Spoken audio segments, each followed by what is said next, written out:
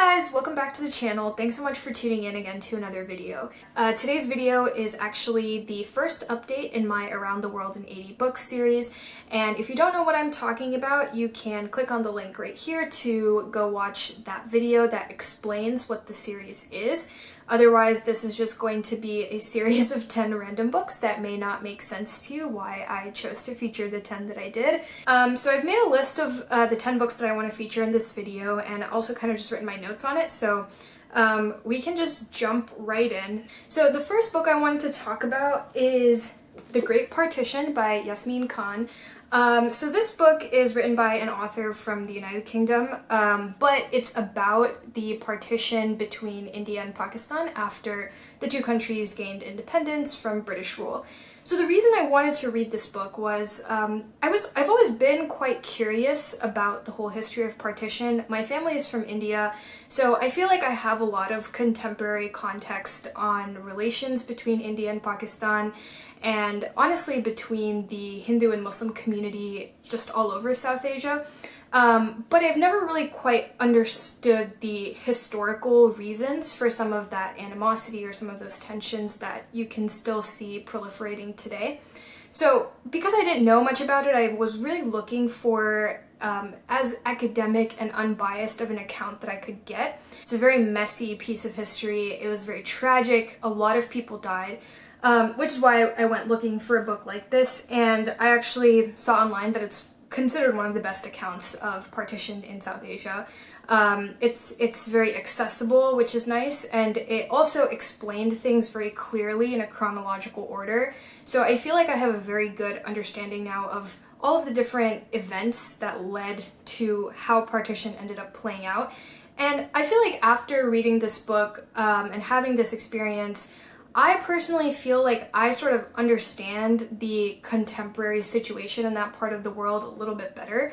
And it's helped me kind of understand the perspectives of my family members and people that I know who still live there. I think it was just a very interesting read for me and a very illuminating one, and would highly recommend checking that out. Okay, so book number 2 is Americanah by Chimamanda and Ngozi Adichie. This is obviously a hugely popular book. A lot of people have read it, and there's a lot of reviews of it online, so I won't go into too much depth, but I think one thing that I really enjoyed about this book was how easy it was to relate to the experience that Efemelu was having as an immigrant from Nigeria to the United States. I felt like even though I'm a second-generation immigrant, so my parents are the ones that immigrated, it was interesting seeing me like relating so hard to a lot of the things that she talks about, a lot of the experiences that this character goes through. So I just found it to be a really well-written, beautiful story that hit home for me in a lot of different ways. So really enjoyed it. Would recommend anyone to read it, but it's also super popular, so not going to spend a ton of time talking about it. The next book that I have is this giant one, These Truths by Jill Lepore. I think I saw this on Gates Notes, Bill Gates' blog, which is why I looked it up. I was looking for a book that would help me to understand events of American history better than what I learned in school. It's become so apparent, especially in recent times, that the stuff we learn in school comes from a place of a lot of bias. There's so many different people who have an influence on the types of stuff that goes into public school textbooks, and you know, it's crazy. Like, I grew up in the South, and the things that we learned about the Civil War were very different from what some of my now peers who grew up in other parts of the country learned. So it was really important to me that I could look at the history of this country and try to understand it a little bit better from an author who wouldn't just, you know, gloss things over because they make people like the Founding Fathers, for example, look bad. And I think Lepore does a really good job of that in her book. It does get kind of slow, I felt, in the latter half of the book, but I enjoyed it, and I thought it was much better to, even though this is a long book, much better to read this than honestly any of the textbooks that I've had in school so far. But the next one is a book that I actually don't have right now because I lent it to a friend who's reading it.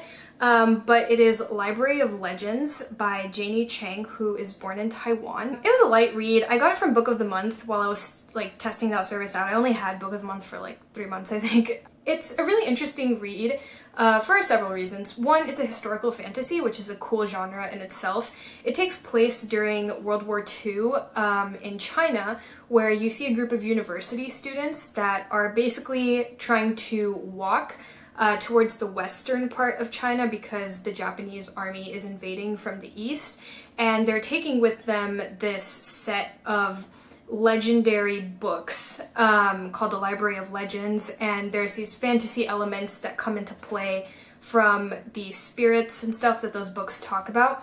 And these spirits are sort of accompanying them on the journey. So there's like this whole story happening in the spirit world, and there's some characters that are going between the spirit world and the human world, and then this like historical fiction story happening underneath as well. And it's a really interesting view of part of World War II that I didn't really get to hear about much growing up. A lot of times in our history classes, we talked a lot about World War II from a very Eurocentric perspective, so you don't always know what was happening between Japan and China and other parts of the world, essentially. The next book is for India, and it is The Far Field by Madhuri Vijay. This book, I think, has won like a bunch of awards. It was featured by one of my favorite independent bookstores, Flyleaf Books. You should definitely go buy from them. They are mailing around the country. The book follows a woman who's trying to come to terms with her mother's death and contextualize their relationship and what she actually knew about her mother while she was alive. What I really also liked about it was the fact that while the main character is on this very personal journey, she also gets sort of rolled up in this very macro perspective conflict, which is in the Kashmir region of India. The way that Vijay really layers in the personal and the global issues into the story was really interesting, and I just found it to be a very beautiful, painful, well-done story. Okay, so the next book is from Trinidad and Tobago, and it is by V.S. Naipaul, called A House for Mr. Biswas. Now, V.S. Naipaul is a super, super controversial author. He has made a lot of very, he basically embodies like all the bad isms that you can be. He's made a lot of racist, sexist, classist statements in the past. So it was actually interesting for me to choose to read this book because I was definitely grappling with the idea of, is this author like, should I be reading his work? But he also like has won a Nobel Prize in literature, so that was an interesting element. He also died 2 years ago, and I think that an author who is no longer living and was very controversial, it's a bit of a different situation than necessarily supporting someone who is alive and making royalties off of your book purchase. It's just something to think about a little bit. And you can't doubt that Naipaul, whatever his faults, is a literary genius. I didn't love the book because I'm not a huge fan of novels where the main protagonist is just like an unlikable human, and I wouldn't really like want to support them in their journey. And that's kind of how I felt about the main character. So, I don't know, it was definitely a beautifully written book, but given the main character and the author both kind of suck, I don't know. So the next book is Norwegian Wood by Haruki Murakami, obviously from Japan. Murakami is one of Japan's probably most famous and well-known authors globally. This book I chose because a lot of people said it was like a good first book to read when you're just starting out in Murakami, and he's obviously very popular, so I was excited to read the book. And I thought it was a really beautifully done coming-of-age story. The imagery, the settings, the metaphors are all just quite beautiful. And I think it's so dark and devastating and deals with these themes of grief and abuse and mental illness, that it really hits you right in your core. So I thought that it was a great book, but it's not for everyone. It's kind of intense, so... but it's also it's not super long, so I enjoyed it a lot. Okay, the next book is The Girl with Seven Names by Hyeonseo from North Korea. This book was amazing. I actually listened to it via audiobook, and so the author is actually a North Korean who escaped and actually lived in China. She was in South Korea for a while, just kind of like hiding in a bunch of different places, and I think now she lives in the United States and is finally like able to talk about her story openly. You kind of imagine the story of refugees. It's like they're struggling in their home country, suffering because of whatever abuses or whatever is going on. And then they escape and everything is great. And that's not what the story is like. So it does a really good job of talking about the whole journey between leaving North Korea, which is where really the book even begins. Like that's not the ending by any means. There's so much struggle and so much suffering happening afterwards, and just this fear of having to be like sent back while she's living in China. And I think the whole story is anchored around the fact that she has to keep changing her name and changing her identity. And it's a really interesting way to be able to connect with how devastating this whole thing is for her as a person. Because your name is like so integral to who you are. It literally defines your identity. So I think, having to change your name so often just to survive is just a hard thing for someone who hasn't gone through something like that to come to terms with. So I thought it was very well done, very well written. Okay, so the next book is from Austria, and it is The Man's Search for Meaning by Viktor Frankl. So Frankl is again a pretty controversial author. If you're not familiar, he was an Austrian psychiatrist who was sent to a concentration camp during World War II in Nazi Germany. He managed to survive and then spent the rest of his life trying to grapple with his experiences, and he basically created this new branch of psychiatry and psychological analysis called logotherapy, which is largely surrounding the importance of finding meaning in life. And the thing that's controversial about his thought process is that he basically splits the people he observed in concentration camps into two groups. People who just like give up on life and just are like doing their day-to-day and like don't have something that they're striving to survive for.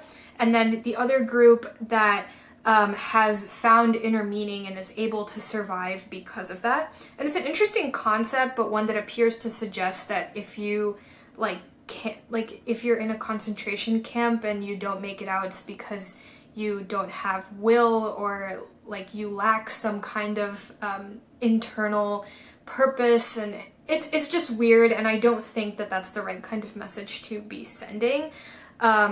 Especially about people who are being starved and forced to do labor and just are in just this horrifying situation. So I don't really agree with that, and it's a very weird concept, but an interesting one to think about. But I think from a personal perspective, it really shows the importance of having something that defines you internally, even if all the external validation in the world goes away. If they didn't exist, who would you be?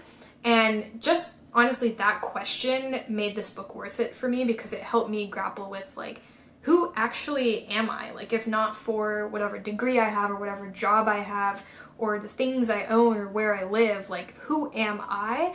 And once you're able to kind of think about that and try to start constructing an answer to that question, I think that's a really interesting lifelong exercise. Everyone should be doing this forever, I think. So I'm really glad that he spurred that line of thinking for me. And the last book I'm going to talk about today is Wave by Sonali Deraniyagala, which is obviously from Sri Lanka. Now, I already talked about this book in my previous video, which again, I'll link up here. It was just a beautifully done book. I'm not going to go into too much detail because I think this video is already getting longer than I expected it would be.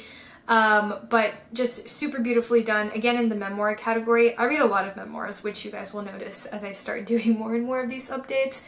But I would highly recommend it to anyone. Yeah, so that's it for the first 10 books. I hope some of these descriptions were interesting to you and you might be looking to read some of these books. I think this has been such a cool exercise so far, like just trying to understand different perspectives from countries around the world, especially people who are, have really interesting life stories and are talking about them, or are writing fiction that's informed by really interesting life stories.